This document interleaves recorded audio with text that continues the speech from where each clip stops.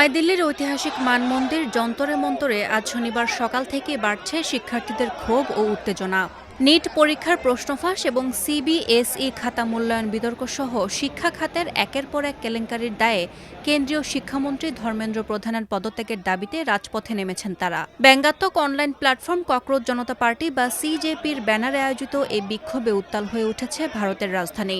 আন্দোলনকারী শিক্ষার্থীদের স্পষ্ট বার্তা, শিক্ষা খাতের এই অনিয়ম তারা মেনে নেবেন না এবং শান্তিপূর্ণ প্রতিবাদের মাধ্যমে নিজেদের অধিকার আদায় করবেন। এই আন্দোলনের তীব্রতা বাড়াতে এবং শিক্ষার্থীদের পাশে দাঁড়াতে যুক্তরাষ্ট্রের বোস্টন থেকে সরাসরি ভারতে এসেছেন ককরোচ জনতা পার্টির প্রতিষ্ঠাতা অভিজিৎ দীপকে। সামাজিক যোগাযোগ মাধ্যম এক্সে দেয়া এক পোস্টে তিনি সবাইকে শান্তি ও ভালোবাসার মাধ্যমে আন্দোলন সফল করার আহ্বান জানান। শুধু তাই নয়, বিখ্যাত শিক্ষা সংস্কারক ও জলবায়ু কর্মী সোনাম ওয়াংচুকও এই আন্দোলনের প্রতি সমর্থন জানিয়ে হুঁশিয়ারি দিয়েছিলেন। এদিকে আন্দোলনের ওয়েবসাইট বন্ধ করে দেওয়ার ঘটনা ঘটলেও দমে যাননি আয়োজকরা। সামাজিক যোগাযোগ মাধ্যম এক্সে তারা ক্ষোভ প্রকাশ করে লিখেছেন, সরকার তেলাপোকাকে এত ভয় পায় কেন? কিন্তু তেলাপোকারা কখনো মরে না।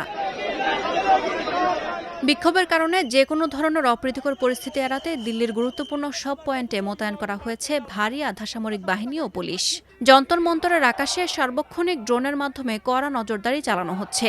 এমনকি আন্দোলনের মূল নেতা অভিজিৎ দীপকের মহারাষ্ট্রের বাসভবনেও নিরাপত্তা জোরদার করেছে স্থানীয় পুলিশ প্রশাসন।